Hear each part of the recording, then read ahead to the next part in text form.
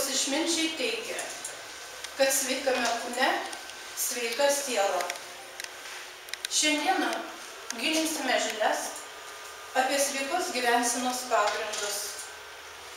Pamokos metu susipažinsime su jogos atsiradimo istorija, jos mokymu, pristatysime sveikos gyvensenos pradininką Lietuvoje Vydūną, praktiškai pritaikysime sveikos gyvensenos žinias mūsų mokykloje.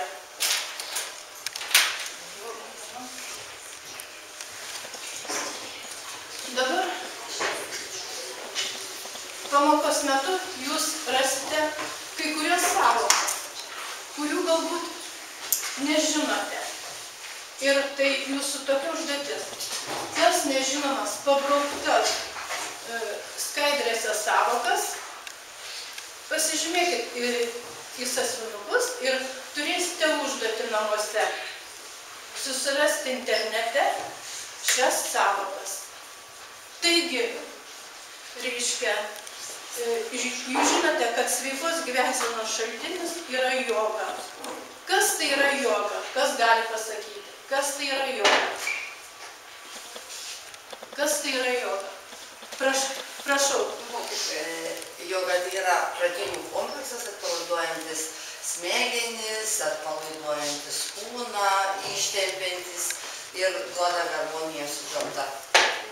Taip, labai gerai. Gal kas norėtų papildyti? Taip, teisingai, labai gerai. Jūs atsakėte. Paskaičiusi apie Vydūną seniau, irgi mes skaitydavom, netgi buvo programų lietuvių kalbos. Kadangi tai rašytojas, filosofas, supratau, kad aš gyvenu tikrai labai nesveiką gyvenimo būdą. Ir manyčiau, kad šiek tiek mane pakeitė tos žinios apie Vydūną. Galbūt ir jūs pakeis.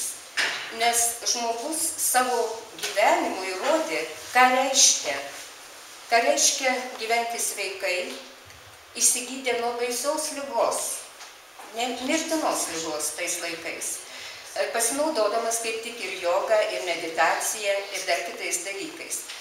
Na ir pirmiausia, jis buvo filosofas, rašytojas, kaip sakiau, sveikos gyvensenos pradininkas Lietuvoje.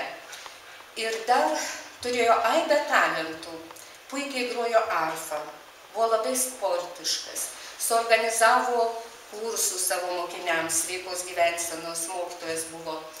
Ir, sakykime, puikiai išmanė jogą, iš tikrųjų, indų filosofiją, tuo domėjosi. Ir parodė mums visiems, kokie mes turime būti. Na, jis taip ir rašė, noriu lietuvių tautos žmonės matyti taurius ir sveikus. Jau iš karto vien šitame sakinyje dvi sąvokos, kas yra taurus ir kas yra sveikas. Na, jisai dar, ką dar į mokslą mūsų įnešė, jisai pirmasis sudarė žmogaus higienos taisyklės. Labai džiaugiuosi, kad jūs nusiteikę šiandien pasimankštinti. Aš noriu jūs visus paprašyti proto mankštai. Kad tai galėtume padaryti, labai prašau susiskirstyti į komandas. Ir dabar vėlgi prašau vaikinų pagalbos.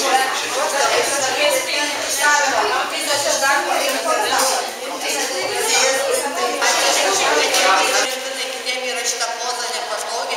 Mes įsitempiam, mūsų stuburas auga į viršų, tai pakaušiu auga aukštyn, aukštyn, aukštyn.